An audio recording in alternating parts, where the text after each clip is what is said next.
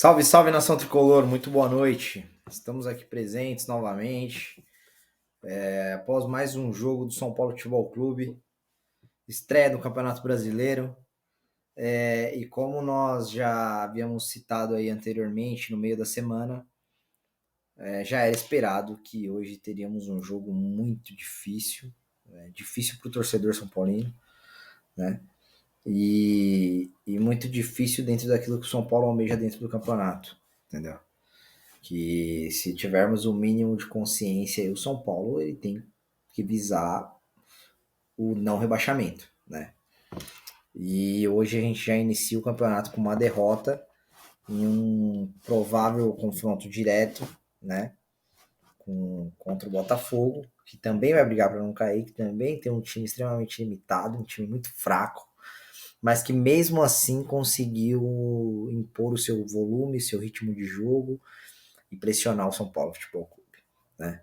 São Paulo veio a campo hoje no Newton Santos com Rafael, Arboleda, Alan Franco, que pelo amor de Deus, nitidamente o pior homem em campo. Rafinha, Caio Paulista, Mendes, Nestor, Michel Araújo, Rato, Luciano e Caleri. O Rogério mudou o esquema tático do time, né? Muito provavelmente em virtude da saída do Beraldo no meio da semana, que saiu sentindo, não foi constatada nenhuma lesão, mas eu acredito que pelo que eu acompanhei aí, ele não deveria estar em condições 100% para o jogo. O que fez com que o Rogério mudasse o esquema tático, do qual foi a única coisa positiva que eu ressaltei nos últimos jogos, né? Eu mesmo falei, ó, o São Paulo tá uma tragédia, tá, é horrível, a escalação é fraca, o time tá jogando uma bosta, mas a formação é uma luz, né? É uma saída. E não, ele mudou o esquema tático. Eu confesso que eu esperava que o Rogério mantivesse os três zagueiros, o esquema com três zagueiros, mantivesse a proposta de jogo que ele está tentando impor. Haja visto que o São Paulo dentro de campo parece um catado. Catado este que é pior do que o sorteio que a gente faz em quadra para ver, para sortear, né, os jogos aqui de quarta-feira. Então, o São Paulo não tem padrão de jogo, o São Paulo não tem esquema tático definido, o São Paulo não tem nada que um time de futebol precise ter dentro de campo. É desorganizado, é sem criatividade, é sem alma. E infelizmente a gente sofre, a gente se lamenta e a gente vem aqui mais uma vez dar a cara sobre esse resultado, que não poderia ter acontecido. Tinha até comentado cedo, eu esperava muito ver a estreia do Rai Ramos na ala direita, entendeu? Mantendo o esquema. O Rogério tinha o Diego Costa, que também acho que ficou ausente devido a uma forte gripe. O Rogério poderia ter mantido o esquema com três zagueiros, poderia ter trazido o Rafinha, já que ele colocou o Rafinha, que não passa do meio campo. Entendeu? O Rafinha não passa do meio campo. O Rafinha joga como lateral plantado, né? E ele, particularmente, eu gosto muito do Rafinha, mas ele não agrega na triação. Então, por isso que eu gosto do Rafinha na parte de marcação. Ele marca muito bem, ele tem um bom passe, mas ele não consegue dar profundidade ao time.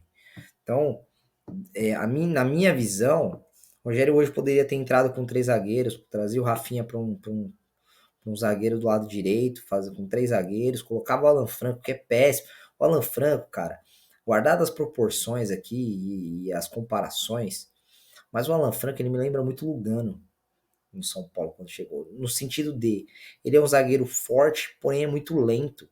Só que a diferença do Alan Franco pro Lugano, além de todas as outras em relação à raça, à vontade, é que o Lugano era um cara que chegava extremamente forte, né? Ele não afinava para ninguém. O Alan Franco ele não tem sangue na veia, parece. O cara falou que ele era fã do Otamendi e ele não bate ninguém. É um zagueiro argentino, sei lá, gourmet, né? Nutella, porque não faz o menor sentido. Mas eu deixaria o Alan Franco, já que eu não tinha outra opção, entendeu? Devido à ausência do Diego Costa na relação e até mesmo da situação do Beraldo, coloca o Alan Franco de terceiro zagueiro, Rogério. Deixa ele na sobra, ele é um zagueiro lento, entendeu? Deixa ele só para fazer cobertura. Você colocar ele para querer marcar homem a homem, você vai acabar com o cara e vai consagrar o atacante. E poderia ter invertido o Arboleda, entendeu? Então ele poderia ter jogado com a Rafinha de um lado, o Alan Franco na sobra e o Arboleda do outro, certo? Colocaria o Rai Ramos, que chegou do Ituano, lateral, que é mais um reforço que ainda não entrou em campo, a gente não tem uma visão ainda de como esse jogador vai conseguir performar do São Paulo, que tem a característica de ser um ala, que poderia dar profundidade e ajudar esse time na triação, entendeu? E o próprio Michel Araújo, que vinha desempenhando bem, entendeu? É um dos poucos aí da data surpresa que a diretoria trouxe às pressas, entendeu? Poderia ter escalado eu sei que o Rogério não vai mudar, né? Mas teríamos o Gabriel Neves como primeiro volante, mas ou o próprio Mendes com Nestor, Rato, Luciano e Caleri. É só fazer o básico, entendeu?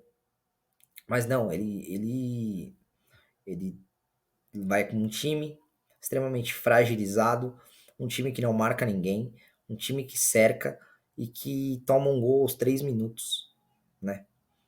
Cadê o Luan nesse time? Pelo amor de Deus, velho. Eu não vou cansar de defender o Luan. Pra mim, o Luan tá cada vez mais certo e eu tô mais convicto de toda essa situação. Entendeu? É inadmissível o Jackson Mendes ser titular absoluto no São Paulo. Ah, tá bom. Você não concorda sobre o Luan? Beleza. E o Gabriel Neves? Será que ele não merecia ter uma oportunidade? Será que de fato ele merecia entrar no segundo tempo no lugar do Rato? Entendeu? Será que o Pablo Maia é o cara que vai trazer proteção e segurança pra zaga? Ele tirou o Jackson Mendes e colocou o Maia, cara. Né? Entrou com o Alisson no lugar do Nestor. Sabe? Eu não sei se foi nessa ordem exatamente, não me recordo, mas eu sei que foram essas substituições que aconteceram.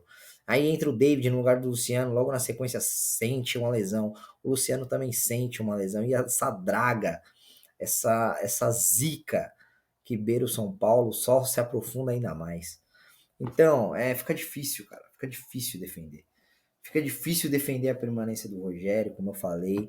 E hoje não vou nem falar que a culpa foi do Rogério. Eu acho que ele tem sua parcela de culpa. Eu acho que ele errou em alterar o esquema tático. Mas, nitidamente, o São Paulo até conseguiu igualar em alguma parte do jogo. Mas, pô, eu tava fazendo uma análise aqui um pouco mais profunda. Na hora do jogo a gente não sente, né? Deu muita impressão de estar um jogo muito corrido, né? Pela constância das duas equipes, porque ninguém marcava ninguém, né? Então, consequentemente, a gente tinha um jogo intenso. Só que o Botafogo foi muito superior. O São Paulo teve 62% de posse de bola, mas tocando no meio de campo para trás, entendeu? O Botafogo foi muito superior.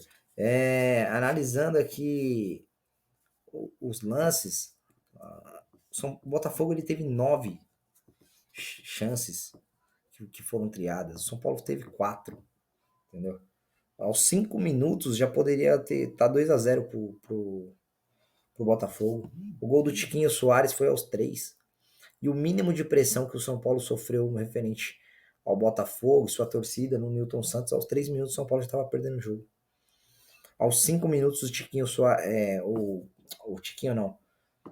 Puta, não vou lembrar agora o nome do jogador. Chegou lá que a bola, o cara vai na linha de fundo, cruza para trás e quase antecipa o Rafael, ele consegue tocar na bola, a bola vai para fora. 5 minutos, já poderia estar 2-0 pro Botafogo, entendeu? E o São Paulo empatou aos 14, entendeu? E até, porque estava completamente perdido, e aí a partir daquele momento até tentou retomar a proposta do jogo, mas mesmo assim, o São Paulo só voltou a incomodar no segundo tempo com o Michel Araújo, um chute fora da área. Depois teve uma sequência de defesa do Lucas Perry, né? Formado na categoria de base do São Paulo.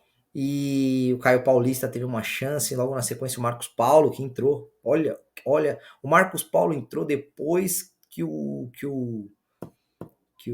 nosso amigo David se machucou. Porque o David é o cara que vai resolver os problemas do São Paulo. O Alisson, que é o cara que não fez pré-temporada porque ele estava com problemas pessoais, é o cara que vem à frente nas substituições, entendeu? Todo jogo o Alisson entra. O cara não fez pré-temporada. O cara perdeu o pênalti contra o Água Santa e tava à beira de ser negociado. Mas o Alisson é praticamente o 12º jogador desse elenco, né? E outra coisa, cara, eu tava até comentando hoje numa conversa com meu pai. O Pedrinho tá lá no São Paulo ainda. E aí, velho? Vai ficar pagando salário pro cara e. Cara, cadê o cara, velho? Ah, teve uma situação lá, beleza, aí compete a lei, a justiça, certo? Enquanto não tem nada que comprove e que faça com que de fato o jogador tenha que ser penalizado, cara, o cara é funcionário do clube, o cara tá recebendo salário e o cara tá lá, ganhando o salário dele, treinando e encostado. Coloca o cara na arena, velho, coloca o cara pra jogar, pelo amor de Deus. Entendeu? Não sei o que tá acontecendo, velho. São Paulo tá à beira de começar um campeonato trágico. Tá à beira não, começou, né? Nós estamos à beira do precipício, o abismo do Campeonato Brasileiro, entendeu? A briga pela segunda, para não cair para a segunda divisão. E a gente fica com briga com o Luan, com renovação, sabe? Com o Pedrinho. Porra, velho. Me ajuda, Rogério. Me ajuda, pelo amor de Deus. Cadê o nosso amigo Belmonte? Cadê o Muricy Ramalho? Cadê essa corja que é da diretoria e da comissão técnica do São Paulo, a diretoria de futebol que não dá as caras, que não decide nada, entendeu? O São Paulo perdeu 7 mil torcedores essa semana. Aí depois, ou foi um bug do site, caiu para 33, depois foi para 38, e começou a semana com 40, né, mil sócios.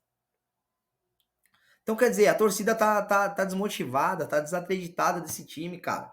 Entendeu? Tá na hora de sacudir geral, tá na hora de fazer alguma coisa, entendeu? Infelizmente, o Rogério não tá conseguindo mais dar conta desse time. O São Paulo não produz, o São Paulo é um time frágil, o São Paulo perdeu e foi amassado pelo Botafogo, cara.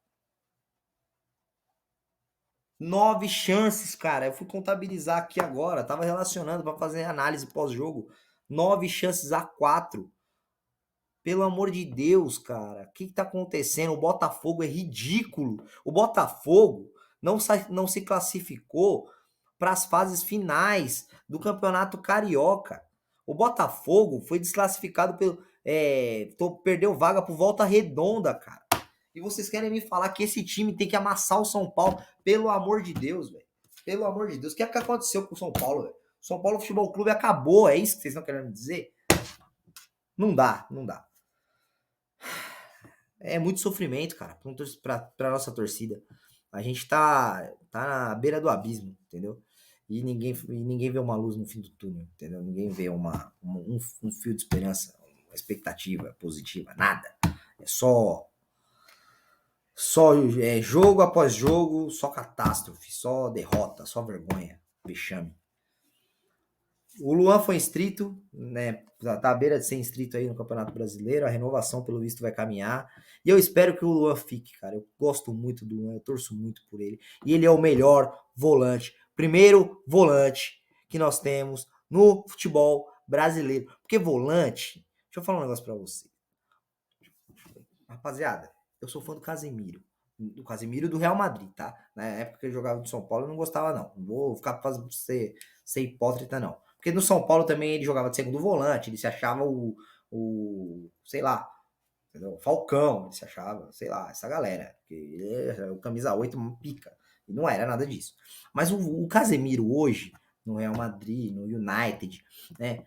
Ele virou um monstro. Sabe por que ele virou um monstro? Porque ele chega junto. Ele protege bem a zaga, ele tem um bom passe, mas ele é um cara de pegada, aqui, ó, ele protege a zaga. A seleção brasileira, entendeu? Pode jogar com ofensividade porque tem o Casemiro, entendeu? O Casemiro é monstro. E no futebol brasileiro, o único volante que tem essa pegada, que tem essa, sabe, que chega junto, que druda no 10 ali e fica em cima dele, cara, é o Luan, velho. O Luan é monstro na marcação. O Luan é monstro. E se você pensa que lá volante tem que sair pro jogo, meu patrão, primeiro volante tem que dar no meio. Ele tem que ser o pitbull na frente da zaga. Aqui ninguém vai entrar, ninguém passa. E se passar, tem que ter 3 zagueiros, ponto, 3 ou 2 zagueiros, pronto para matar, para fazer o que tiver que fazer, entendeu? Para dar no meio do atacante, para dar uma voadora nos dois pés no peito dele, velho. E não, nós temos o Alan Franco que entra de pé mole, entendeu? Então, pelo amor de Deus,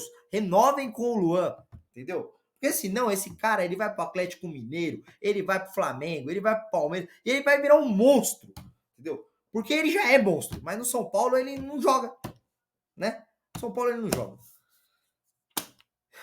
Ai, é foda. O próximo jogo do São Paulo é contra o Porto, terça-feira às 9h30 pela Sul-Americana, no Morumbi, contra o Puerto Cabello, né? Que deve ser outro timeco também, que vai dar um puta trabalho, que vai ser um sofrimento do caralho. E que se também não for, aí o São Paulo vem. Porque assim, quando é 8 é 80, entendeu? Pega esses timecos, sofre. Ou pega o timeco e atropela. E aí a gente pensa o quê? Porra, né? Aí ilude a torcida e tal. E não tem nada disso. Eu já tô preparado pro pior, entendeu? São Paulo vai jogar contra esse timeco aí pela Copa Sul-Americana, tem a obrigação de ganhar, mas não sei se vai conseguir, né? Espero que ganhe. E o próximo jogo do Campeonato Brasileiro será sábado às 6h30 da tarde, daqui a uma semana, contra o América Mineiro, que também perdeu hoje do Fluminense. Não acho que o América é um time, um candidato a cair, a ser rebaixado, né? Não acho, entendeu? Mas eu acho, uma coisa eu tenho certeza, o São Paulo com esse time aí, cara, é um franco candidato a rebaixamento. E nós estamos na primeira rodada do Campeonato Brasileiro. Essa é a minha frustrante e triste análise e expectativa sobre esse campeonato. Valeu, forte abraço. Tamo junto.